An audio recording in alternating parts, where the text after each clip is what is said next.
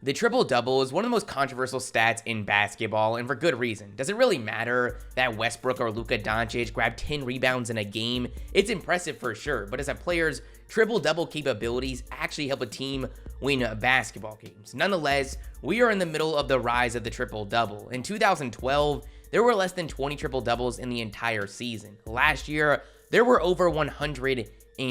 With this rise, it should be no surprise that a ton of new NBA records have come with that.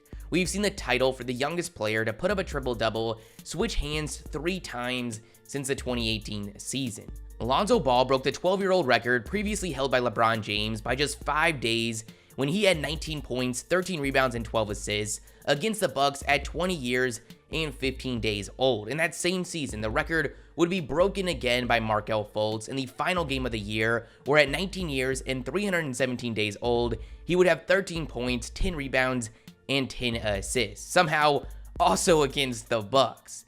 This season, we've got a new record holder, and that's going to be the 3rd overall pick Lamelo Ball, who shattered Fultz's record by 177 days against the Atlanta Hawks, where he would have 22 points, 12 rebounds, and 11 assists, shooting 9 for 13 from the field. Now, this wasn't very surprising. We all know LaMelo has the ability to stuff the box score with the help of his oversized point guard frame. Now, he actually attributes games of 21 to his triple-double ability, as when he was asked about his rebounding, he said, "I played a lot of 21 when I was growing up. That's a lot of basketball." Pretty much instincts, I guess. I think it's safe to say that this is just one of many triple-doubles to come from LaMelo, but he's not the only player that's broken records so far this year. JimmerRange has been shocking the world since he stepped on the court as a rookie a season ago. He would average 18 points and 7 assists, winning Rookie of the Year. And with extremely high expectations going into this season, his second season in the league, he would not disappoint. In the very first game, he would have 44 points and 9 assists. He became the youngest player to drop 40 points or more in the first game of the season. I really don't think second-year players have been getting the attention they deserve right now. Almost every top pick from last year, whether that's DeAndre Hunter, Darius Garland, RJ Barrett, Zion Williamson, or Ja Morant, have taken big jumps, which is just so exciting to see. Morant's only played 6 games so far this year, but that's actually pretty good news considering the injury that caused him to miss this time initially looked like it was going to be much more serious. Right now, he's averaging 22 points and 8 assists a game, shooting 54% from the field. He's still got a ways to go as a shooter, but his future is looking extremely bright. A record that took the NBA by storm while it was happening was when the Mavericks managed to have a 50-point lead at halftime versus the Los Angeles Clippers. This was a 20-year-old record previously held by the Warriors, who managed to have a 47-point lead over the Sacramento Kings in 1991. Now, the NBA community had a field day with this record, but it was really an overblown situation. Everyone tried to use it as an embodiment of the Clippers' disappointing season from a year ago, but as time has gone on, it's proven to be nothing more than just a fluke. This would be the Clippers' first loss of the season, but since then have managed to secure the top record in the league, while the Luka Doncic-led Mavericks have been pretty disappointing, currently sitting 4 games below 500. It seems every season, James Harden manages to break multiple NBA records, and this year is no different. In one of the biggest blockbuster trades the league has ever seen, Harden was traded to the Brooklyn Nets, teaming up with Kyrie Irving and Kevin Durant. He wouldn't disappoint in his debut, putting up 32 points, 14 assists, and 12 rebounds in a win over the Orlando Magic. He became the first player in league history to put up a 30-point triple-double in a player's team debut. This team is in such an interesting spot right now. Since they added James Harden, they have the highest offensive rating not only in the league, but that we've ever seen. Collectively, this Nets trio is averaging 83 points, shooting 52% from the field, 43% from 3, and 89% from the free throw line. Absolutely insane. But this team also has the worst defensive rating, not only in the league, but that we've ever seen since this trade. So you heard that right. Since the trade, they've got the best offensive rating the league has ever seen and the worst defensive rating we've ever seen. The potential of this team is truly scary, but they've got to find some kind of balance here.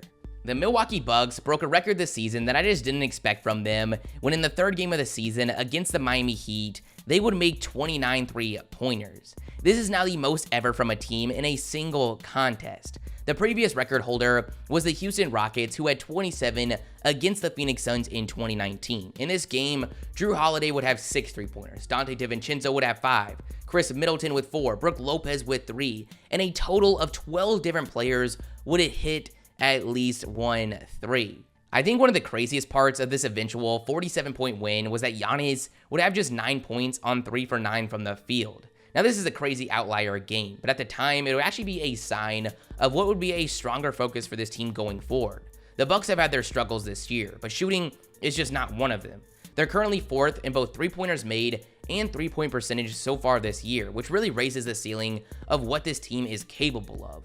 One of the most talked about players right now is Bradley Beal of the Washington Wizards. Not just for what he's doing on the court, leading the league in points so far, but because it looks like he might be the next big name involved in a blockbuster trade. And this record gives you a pretty good idea of why that might be the case. Bradley Beal is now the only player to ever lose 10 straight games where he had 40 points. I think I would want to leave a scenario where that was possible. Now, this streak was actually almost broken last night. The Wizards managed to beat the Brooklyn Nets 149 to 146. Seeing this, based on how the season has gone for them to this point, you would assume that Beal had at least 40 points, but it was actually Westbrook that had the 40-point game, and Beal would finish with just, 37 points. Trey Young has just become the fastest player to make 400 3-pointers in their career.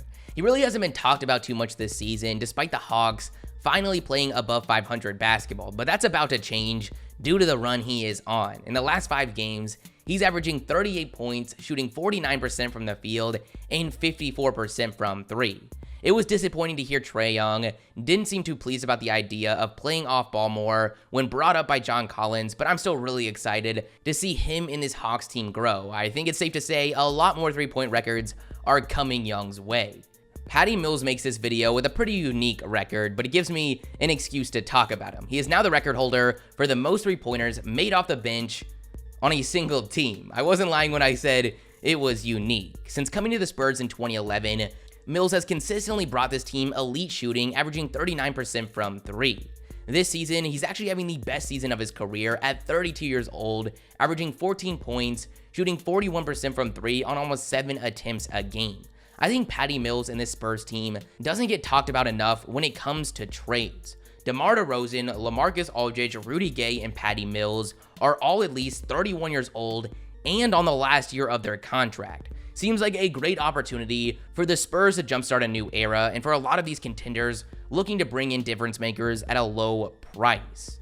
Jalen Brown's career has been amazing to watch so far. He came into the draft very raw. By his second season, he was one of the best 3-and-D wings. Since then, he has slowly grown as a scorer, and now he's become one of the most efficient volume scorers in the NBA, and just might be making his first appearance in the All-Star game as a starter.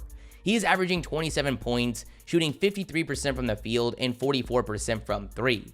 He also added an NBA record to his resume. He now has the most points scored from a player in less than 20 minutes of play. In a win over the Cavs, he would have 33 points on 13 for 21 from the field and 3 for 4 from 3, but in just 19 minutes.